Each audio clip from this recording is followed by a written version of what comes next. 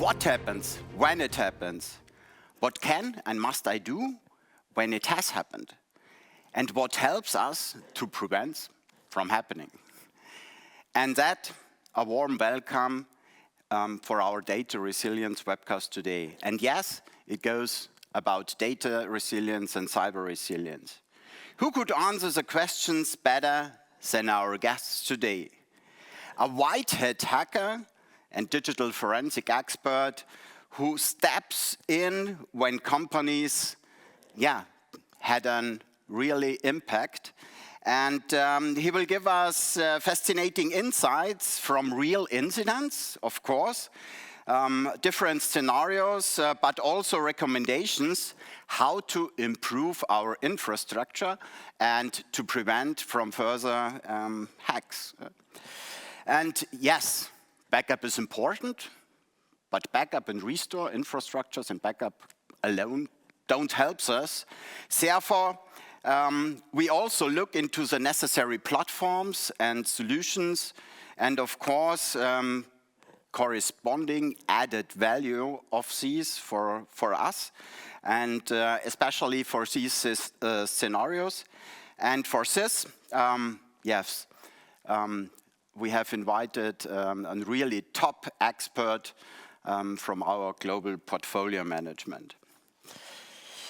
Yes, I invite you to discuss with us all questions you can write down in the Q&A section of a platform that are landing directly here in our studio, and we will try to answer as much as possible here online together with these experts. Please use this. The next, I will come to our special guests. He studied applied computer science. During his studies, he worked full-time at telecommunications provider. After more than 4 years of software development, he switched from the light side of the force to the dark side of the force and became a hacker. And to be clear, a white hat hacker. He has now been practicing his profession for over 9 years, and he is absolutely specialist in penetration testing, incident response to help us if it happened, and digital forensic. In his forensic work and leadership roles, he has supported several smaller companies, but also DAX listed companies, sometimes, on cases involving 9-figure damages. Welcome, Marcel Casson. Nice to be here. Thank you. I appreciate to be here. Yes, and he has been at Fujitsu since 2011, and now FSAS Technology, working in pre-sales until 2018, and since then, he has been responsible for data protection solutions and portfolio. In 2023, he was appointed to Global Portfolio Management, where he is responsible for all topics around data resilience for Fujitsu and now FSAS Technologies on a global level. Also responsible for the development, for the global development of our own IP product portfolio, Eterno CS8000, as well as our strategic partners, Commvault, Cohesity, Veeam, and also Quantum tape and dedupe appliances. An expert with very good knowledge and responsible for our global portfolio on that. Welcome, Manuel Namuth. Thank you. Thank you to be here. So great, that you are here and to discuss. And first of all, we want to have a look together into the market, what's happening there. And so we prepared some slides. And if we have a look into it, some figures we have prepared. Nearly 91% of organizations had an incident in 2024.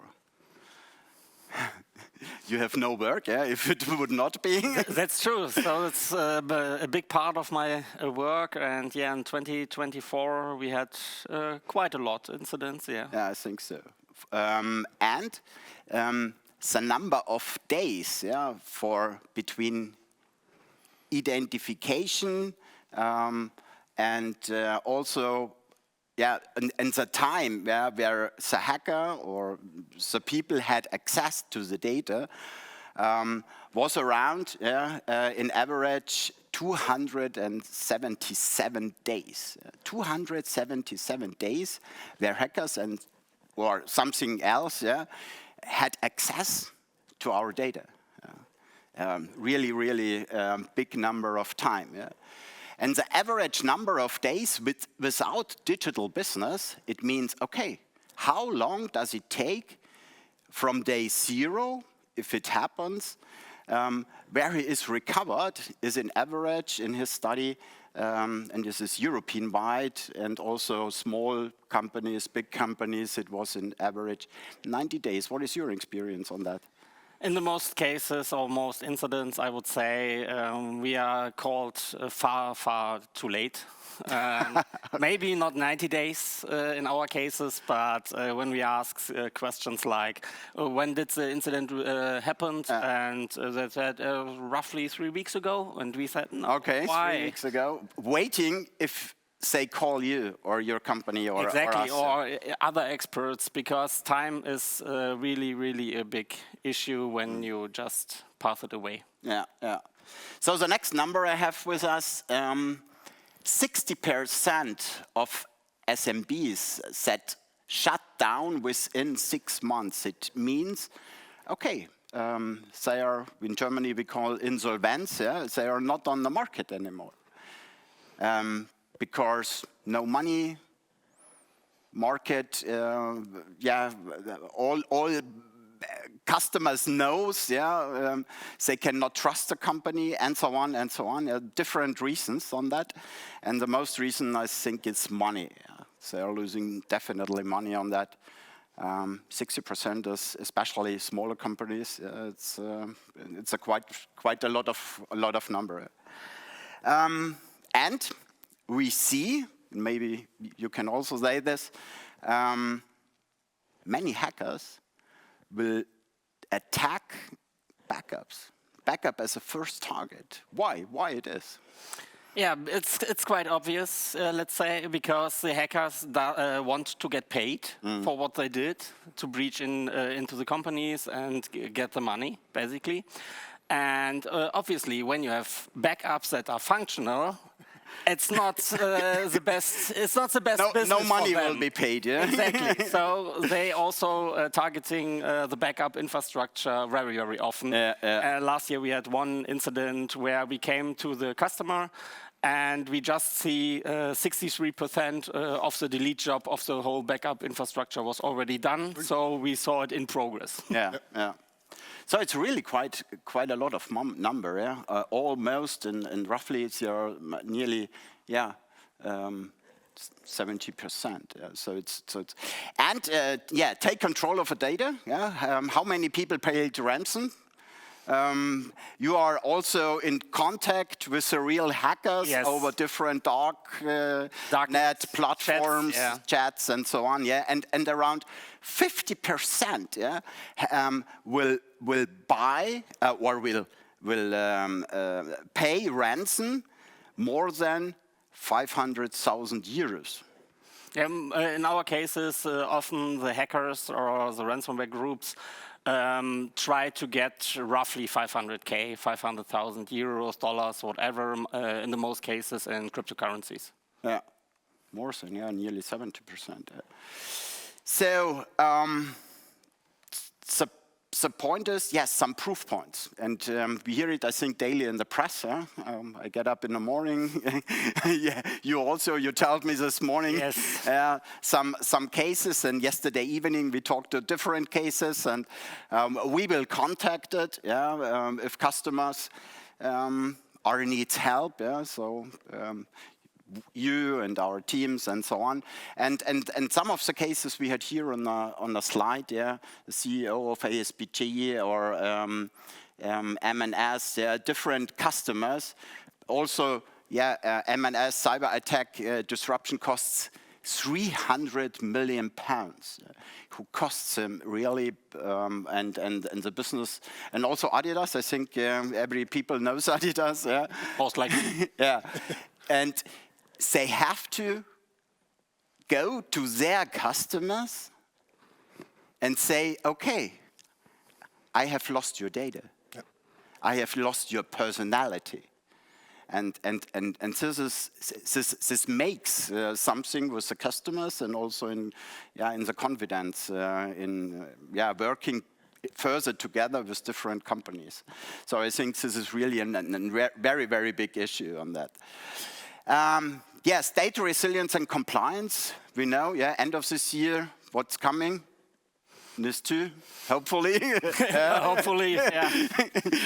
We are waiting 1.5 years in different countries on that. Also DORA for finance customers, EU Act, AI Act, and this is not just another regulatorian and so on. Yes, this is really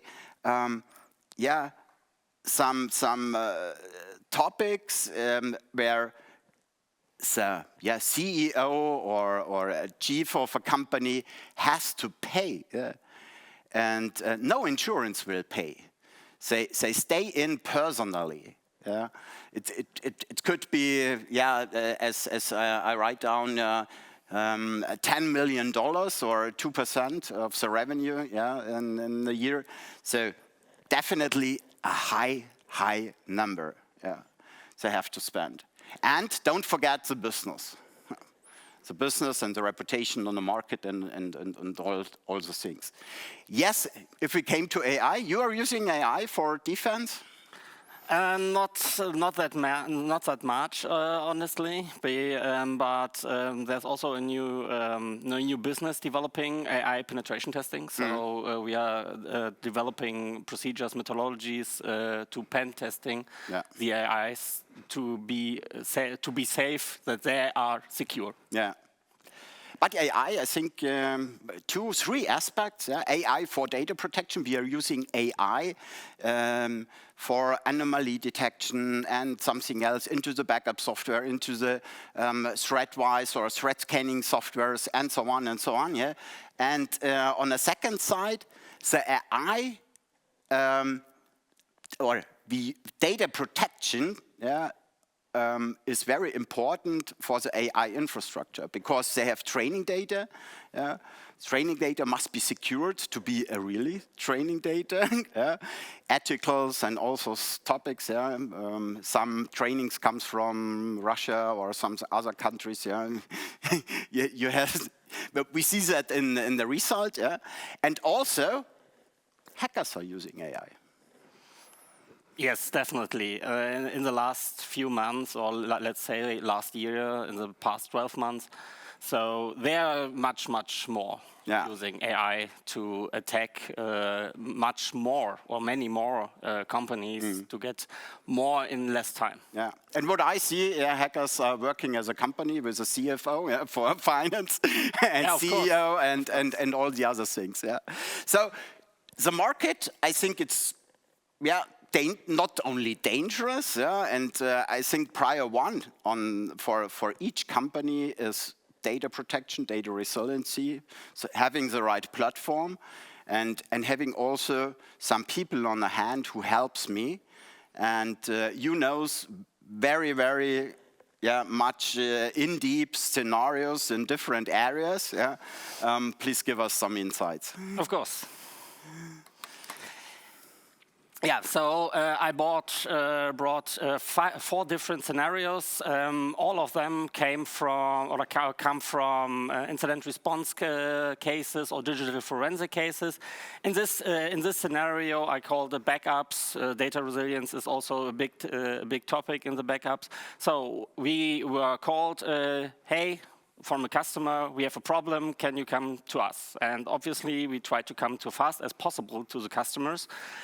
And what we figured out quite fast, the ransomware group, also the attackers, had access to the hypervisor.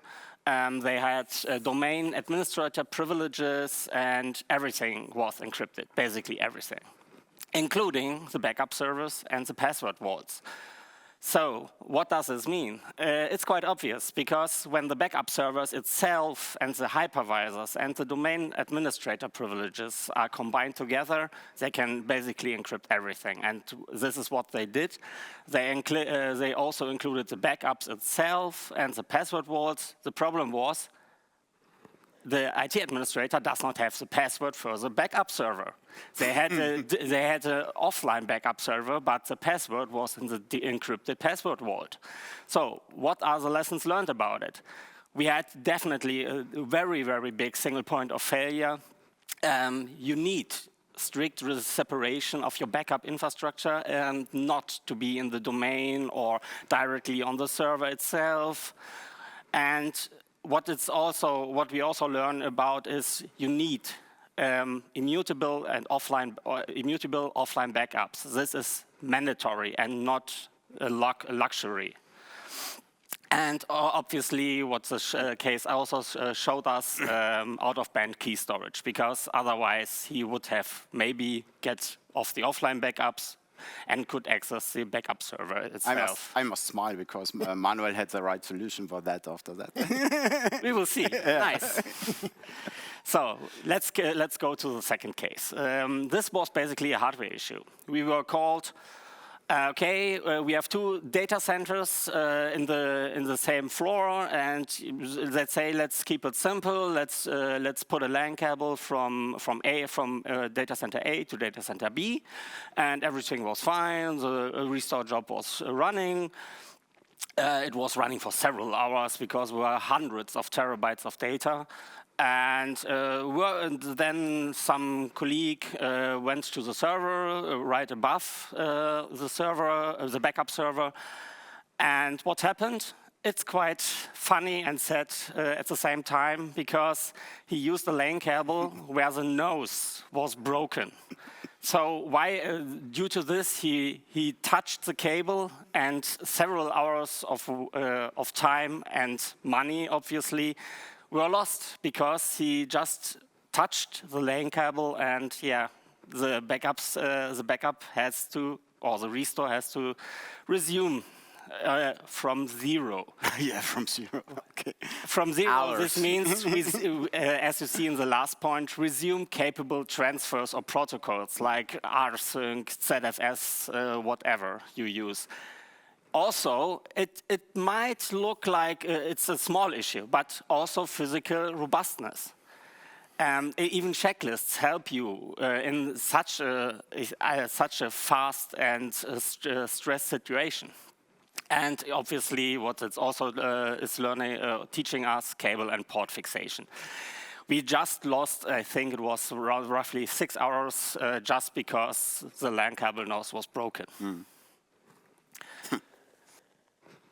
Now we come to scenario 3, backup. Yes, of course. We came to the customer, also incident response case.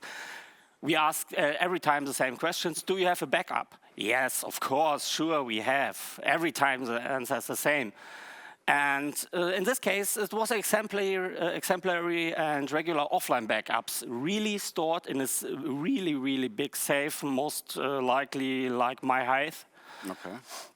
And then we ask the next question, but have you ever tried a restore? And most likely, it feels like 99% no is the answer.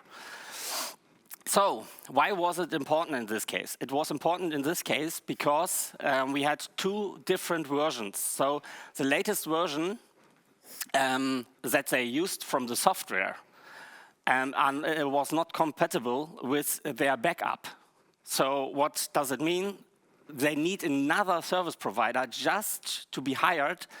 They require to deliver the old backup software. They just need a complete new infrastructure with an old version to get the backup into it, regardless, let's say, to get the restore done. Lessons learned from this: do regular restore tests.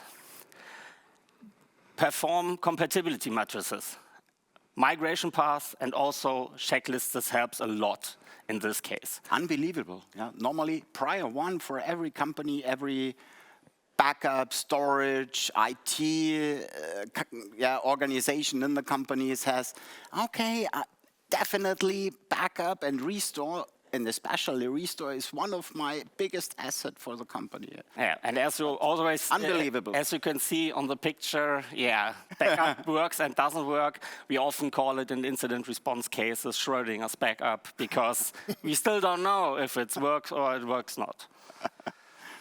So the last scenario I brought today is Friday's backup. So we had a kickoff call with the customer, everything was fine. We were also asking, hey, do you have backups? Yeah, of course we have. The backups from Friday. Technically, it was totally right. It was a Friday backup. Then we arrived on site, do some initial assessments, what we are doing, communicate, etc., what's kind of normal in an incident response case. We did some first forensic copies, that the infrastructure part can be built up in a new environment. And then we ask, which Friday do you mean, by the way? And then they put the tape into it, and they saw, oh, so Friday was 2 years ago. And since then, nothing was backed. Okay. Yes. So is this a real, true case? Yes, it was from 2022, I think. Okay. Yes. I know Monday cars, yeah? Yeah. But Friday backups, it's totally new for me. It was a Friday, at least. It was a Friday. We looked it up on the calendar.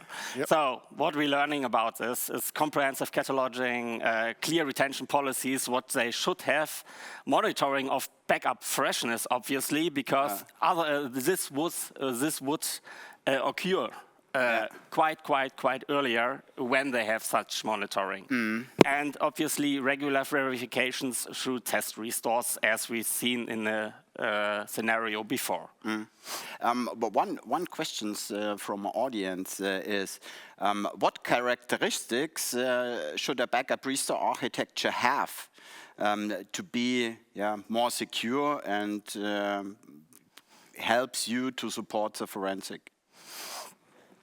Obviously, we need, at best, we have such daily backups, monthly backups, or even yearly backups. Because why we need this at the forensics?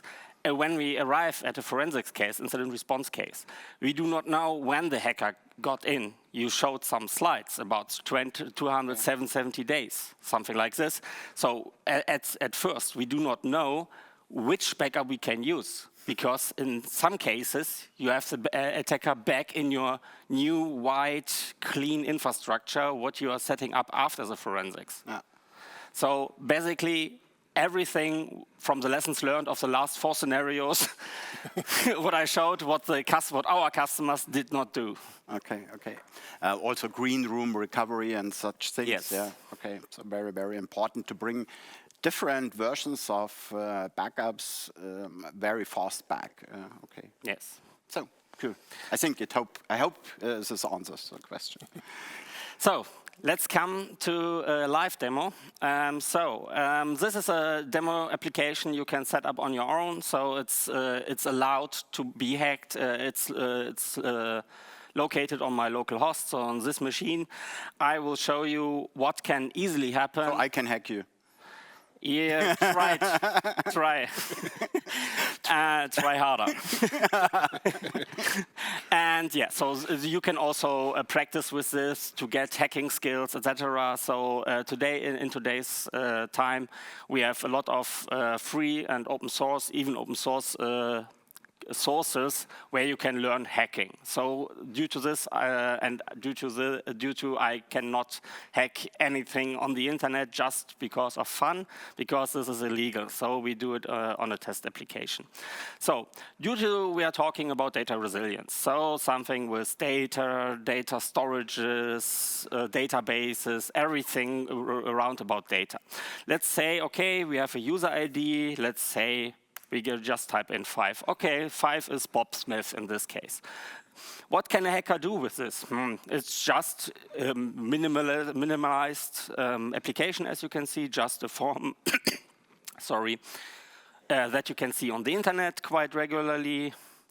So you can just enter a 4, so Pablo Picasso is also here. So what a hacker can do with this is just an input field and a submit button. So it's quite easy. Let's press F12 on our keyboard and do the same again. Now let's take it with a 5. So what we are going to see is the request here. We're clicking, just copying the link, or better the URL, and switch to our terminal. What we can do. This is a program I will show you. It's free on the internet. You can use it. You can download it. Nothing on the darknet. Everyone can use it for free. So it's nothing that you can you just get it from the darknet or whatever. So let's do it. So we can. I also prepared it here for the time manner. So what do we see here? This link is also, as you can see, this is just what I copied from here. So, and obviously we have to say, okay, -p, which parameter should I attack SQL map, it's called. We see ID parameter. Okay, fine. Then, because we had to log in and the program, the application does need to know what person or what session I am in. So we have to put the PHP in this case, because it's a PHP application. We have to put the session ID into it. Where do we get it? Also, quite easy. It's called here. So we're copying it and put it in here. You can compare it, it's the same. Security low is just because it's a time manner. Otherwise, I would stand here 10 minutes to hack and whatever. So let's say, okay, I have no clue what is this application. Let's see. Just -d, okay, let's do it interactively. It looks like the backend is MySQL. Now he's prompting, do you want to skip for other database management systems? Yeah, of course, just pressing enter. Shall I do more with MySQL because I know, or SQLmet knows that this is MySQL as a database management system? Okay, again, pressing enter. Okay, now let's wait. He might be injectable, he's telling us here in this line. Let's wait a second. Oh, and now he's saying the ID parameter is vulnerable. Shall I skip anything else? Pressing enter. And what is the result? The result is he knows that there are two databases, the DVWA and information schema. Okay. The DVWA sounds quite good. Let's say -database, DVWA. And it would be nice to know some tables inside this database. Okay, we have a user and we have a guestbook table. Let's say I would use the users because they are much more interesting. But it would also be nice to get the columns of this table. Maybe we get it. Yes, we do. So now we see the structure of this table. What we can do with this is we can just say, okay, let's say I want to get the columns of the user and also from the password, because these are interesting for us.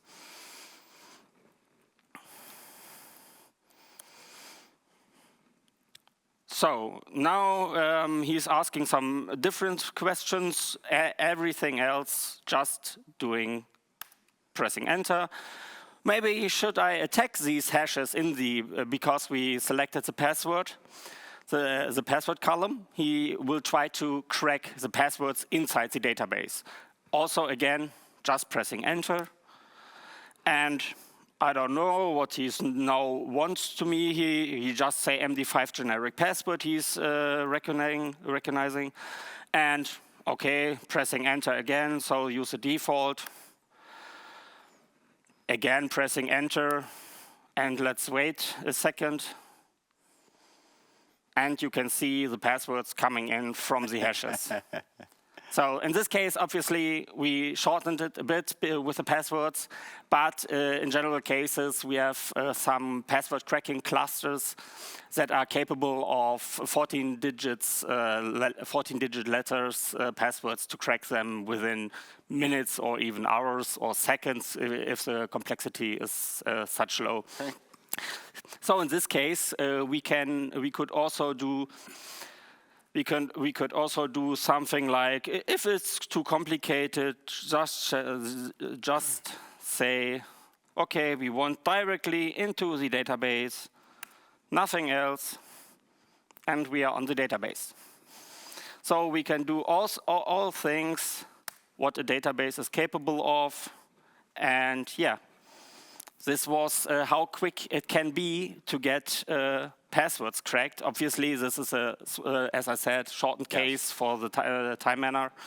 But yes, this is how easy a hacker can enter a web application via the database. Web application via the database directly. So to compromise the whole infrastructure, the data, so the integrity is the backup. The data itself, the integrity is not guaranteed anymore. Yeah.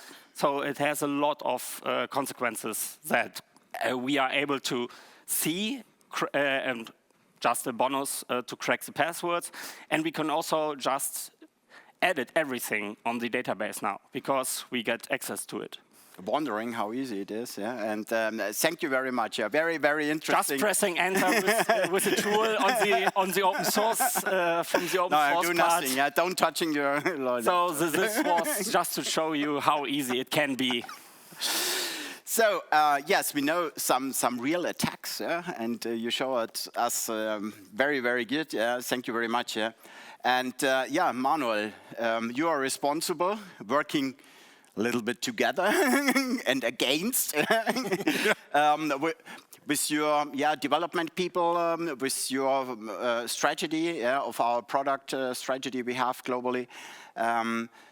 For data resilient platforms and solutions and around, and give you some insights, please, about the newest things. Yeah. Thank you very much for the introduction, and thank you very much for showing us how easy it is to penetrate some infrastructures, how to get into it. And when I hear those topics and those scenarios, I often think about my family. So what are you doing if you are threatened by something?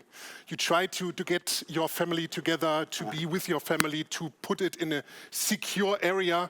And that is something where I have similar analogies to our portfolio. So we need to have a kind of family where we can trust on, where we have the capability to transfer data to a safe place. And my family is quite large. I'm the youngest one of 5 siblings. And today I would like to talk a little bit about our smallest sibling in the SEAS 8000 family, because we are talking about data resiliency, we are talking about data platforms, secure data platforms. And for me, this is a good message to talk about our smallest siblings in the SEAS 8000 family, the SEAS 8050, which is our hero offering for this campaign, because we are targeting more the small and medium-sized customers in this area. So therefore, I would like to talk about that. Normally, when I talk about CS8000, we are often talking about the flagship, and everyone is thinking about large systems, large infrastructures. The big elephants, yeah? Definitely, yeah. But I would like to focus more on the agile sibling of the family, so kind of the speedboat in this boat scenario. So this is really a proper member of the family, so it has all the capabilities of the larger systems. As I already talked, we have 5 siblings. So the CS8000 family is the largest one is the 8800, but we can go down to CS8050 where we are talking about 2U data protection solution, which is capable, as I said, for all the topics which we need in the data protection area. So really an appliance which has all the functionality, if you talk about immutability, about file protection, so those capabilities which you need to really separate the data from the online access and put it on a secure path where no one can exit it. You talked a little bit about infrastructures, how to secure them. And as I said, CS8050 is part of that family. And you need to have several areas where you put data. And you all know about the 3-to-1 rule for setting up sophisticated infrastructure. And we talked already about those topics, different copies on 2 different media types, 1 offline copy. But we talked also about immutability, and that is really a key for those topics. So you need to have those copies wherever they are, but at least one which is offline to be really immutable, where you do not have the capability to switch data, to manipulate data, and we also talked about the topic with the testing. So a backup which you did not test it is really worthless, because you cannot judge in case of an incident, are you able to really restore the data? So therefore, it is kind of, can also go into a casino and play about money, because it's kind of the same story. What do you think? How many customers has really air-gapped data? Backup data? I know a lot of. Me neither. Because there are coherences between it, because we are not getting to forensic or incident response cases where they have the best infrastructure, everything's immutable, and so on. Because but you as for there are pen reasons. testing, In some cases, yes, but in the most cases we do not see that on forensic cases, because there are reasons for why we are there. Yeah. But the good message is, and we talked about that, we heard that a number of more than 50% of customers which were attacked had to, or were willing to pay a lot of money.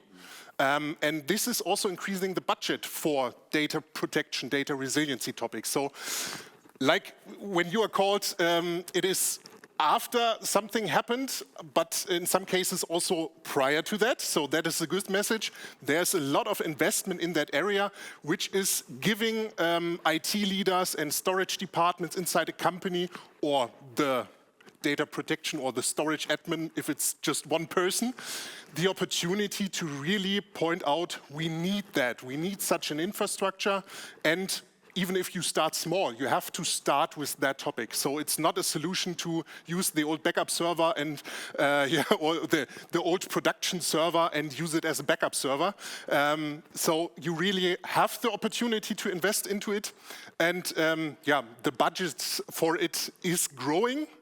But nevertheless, we are talking about small and medium-sized customers. So therefore, it is a small budget, and with the CS8050, we are targeting exactly those customers that they have a sophisticated appliance for a small budget to really start with such an infrastructure and have all the topology key messages out of this infrastructure which we see there.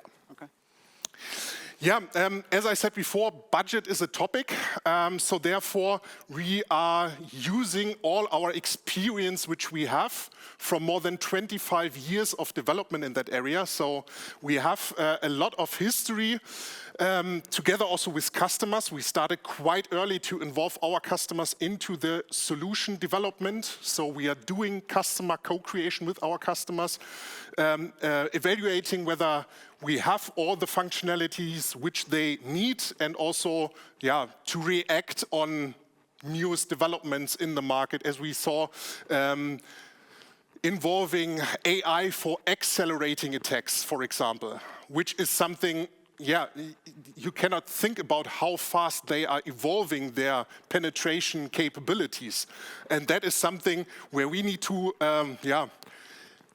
cope with and keep the pace, that we are really ahead of these developments and being prepared for those topics.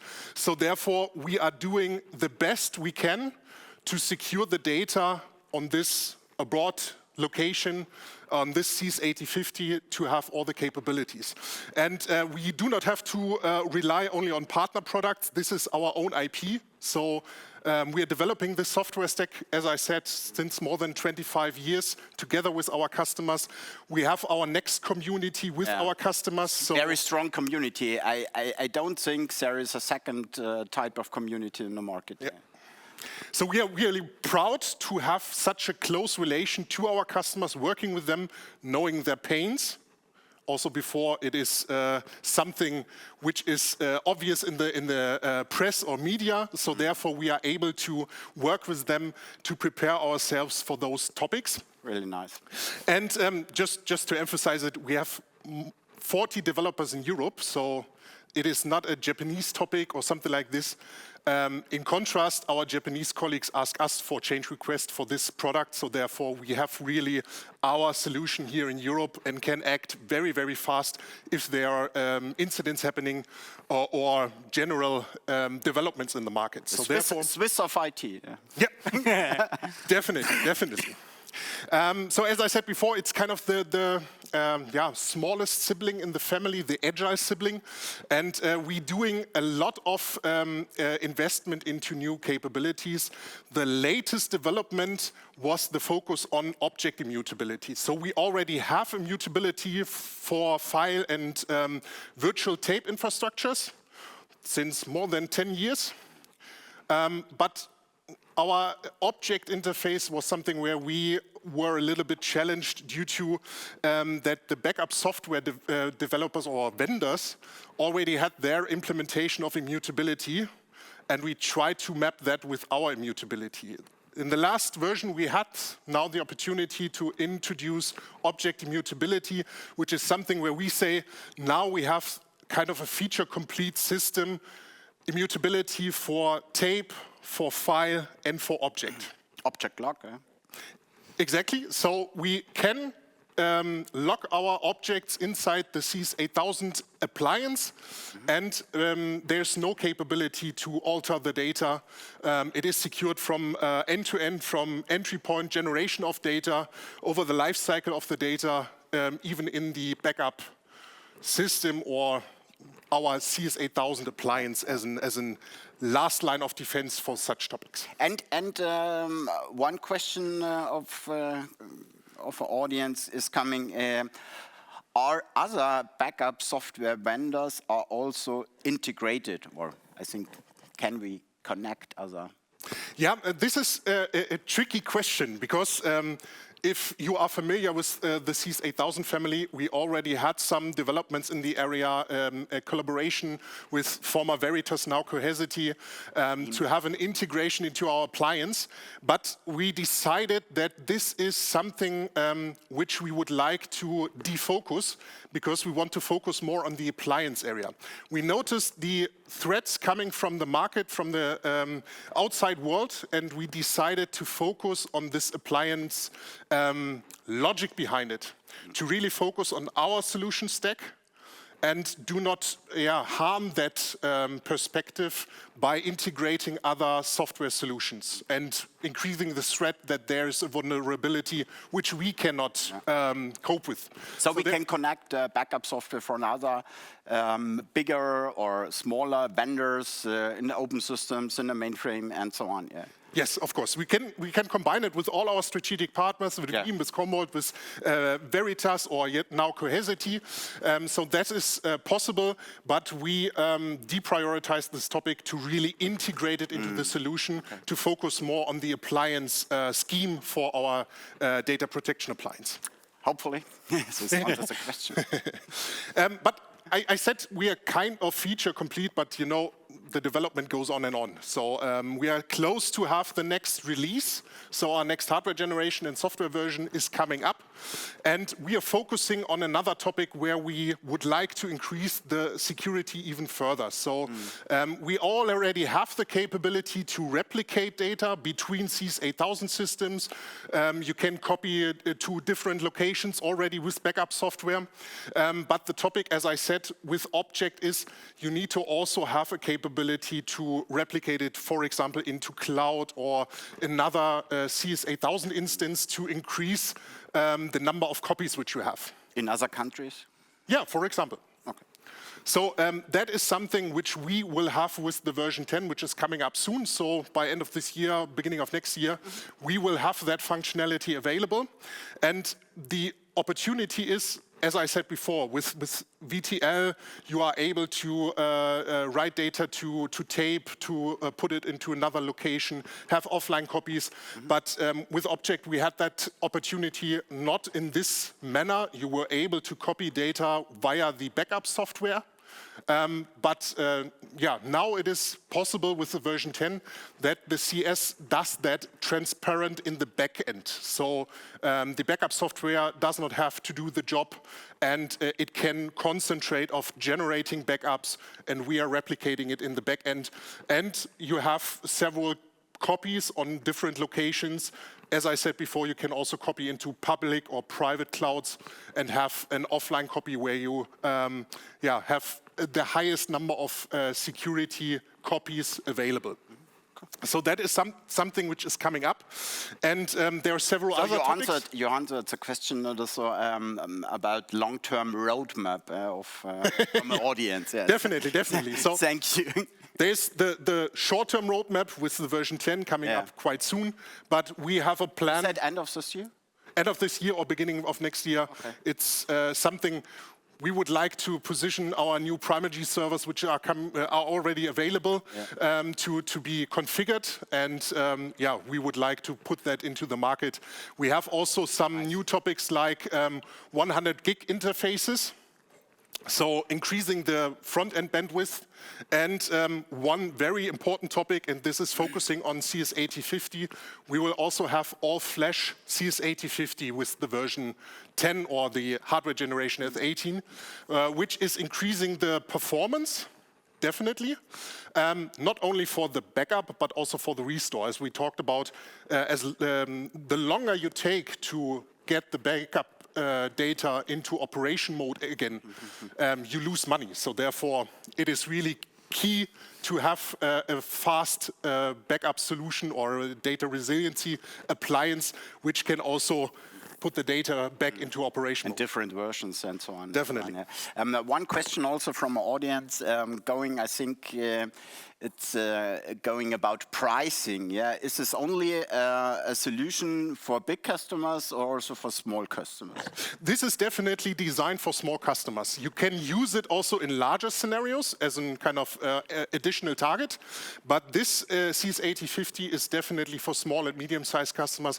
We are talking about 40 to 100 terabyte in 2U sizes, and we're talking about less than 50K for a starting point for this solution. So therefore, you can combine it with the software, our software partners, and it's really focused on our small and medium-sized customers, and also for their budgets. On the one hand side, 40 and 50K paying in front of.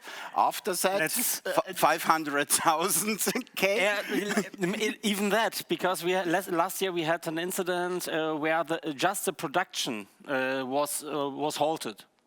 And just due to this, the company lost, I think, 1.4 million per day. So 50K is not... Okay. It's not that. Okay. Yeah, not that much But- in comparison. As we said, Nothing to talk about it. larger customers already had the opportunity to invest in those areas, had the budget for it. We are targeting those small customers which has the issue to really invest in these areas. They will get a little bit of an uplift for those topics because due to the situation in the market, but nevertheless, you need to be very, very sharp with those calculations. So therefore, we are designing it exactly for those customers in that area. Okay. The important message is this is our story, so this is what we are talking about. But we need to also ask about, for example, how could we ensure that this is really valid for what we are saying about our infrastructure? And we are working with you guys together with certain customers. So we are looking forward to really have an actual penetration test on our systems at a customer side. So this is something where we are working closely with those companies who are doing penetration tests, in this specific case, your company. So I'm really looking forward to it. But we are also doing that with the mindset behind that we would like to have certifications about it. We are very, very driven by certain customer sectors like finance, like public sector, governmental customers.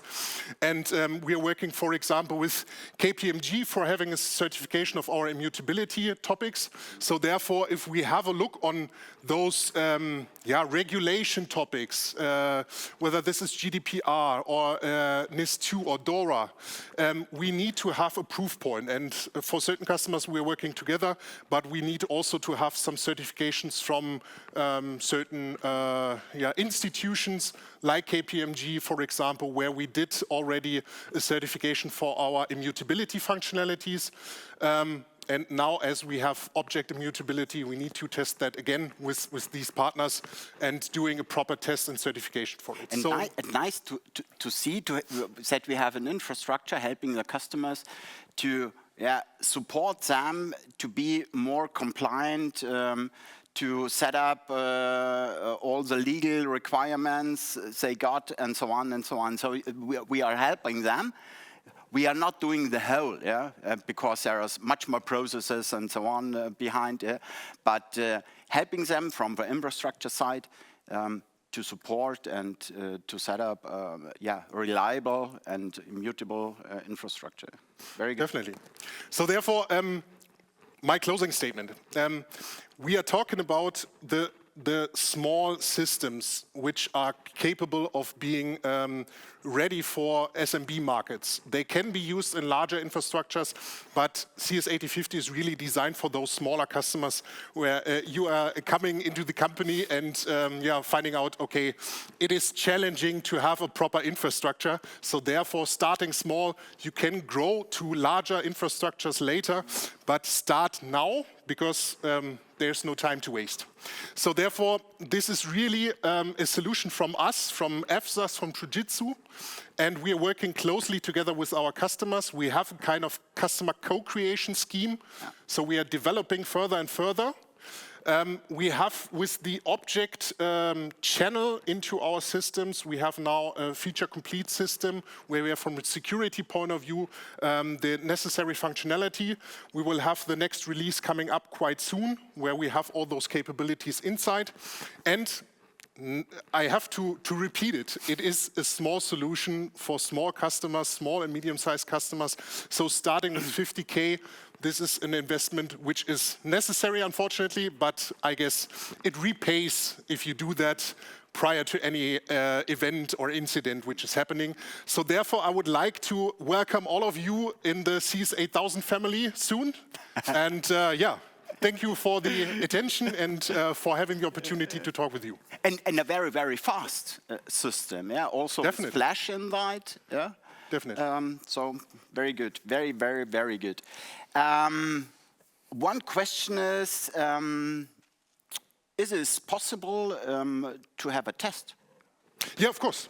So we have the capability to do hands-on experience with our systems provided by our central technical competence team, which will do a live demonstration, but we can also provide a virtual infrastructure to test it in the infrastructure of the customer, or we do it with an physical CS8050, put it to the customer systems or infrastructure and test it there directly. Yeah, cool. So, thank you very much. Yeah. Welcome. You made your closing statement, I think. Yeah. Your closing statement, and maybe some recommendations to the audience they should focus on, and maybe one question is also how can we test and begin to test if I'm secure enough, more reliable, and so on. Yeah, there's one sentence I say about this quite often. Proactively is much cheaper than reactively. So, as you already said, the 50,000 euro might sound okay for an SMB. Okay, we have to think about the investment and so on.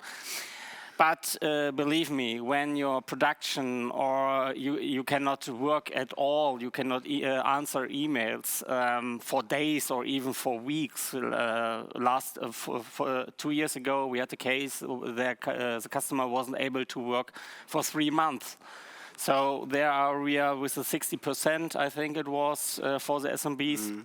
So be proactive. Yeah, proactive. Yeah, do an IT security assessment in front of that. And this is a reoccurring cycle, because one penetration test does not say, okay, now we have the state of the infrastructure, and now we know everything. No, because hackers, so bad black hat hackers, have a lot of more time than we have. So do IT security assessments, do penetration testing, and even do red teamings. So we are also breaking physically into buildings to say, yes, we can access this server room or this data center. I'm here in a data center.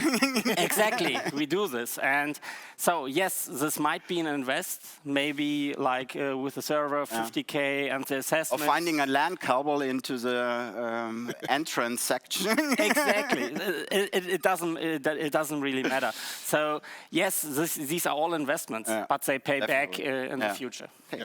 Thank you very much. Yeah, and for all of you, I hopefully not. Yeah, but when it happens and you need help, please call us. Some of our peoples, very excellent peoples, and we need to secure them. Not working too much, helping the customer out of all the hell. Yes. If you need more information about our solutions and also our capabilities in terms of consulting, in terms of helping customers for regulatories, for incident plans, for incident response, or also SIEM, SOCs, and also topics around, so we need to offer, or we will offer in different countries, business breakfast. Your local sales teams came to you after that call. You get a landing page. You can register about local business breakfast we are organizing. It depends from country to country. And so please stay tuned. And remember, data resilience is more than just storage. Backup and restore. You need to have a complete and holistic view on the IT, on a company, and also very important is data availability. Where is your important data? And data resilience is not only one project. It's a continuous process. Yep. And for that, thank you very much. Thank you that you are here and giving us many, many good insights. And thank you to the audience. Thank you to the very, very good questions and a lot of questions. Not all we could answer. Sorry for that, we do that afterwards or in the background, our expert teams. For that, thank you very much, and stay hacker-free.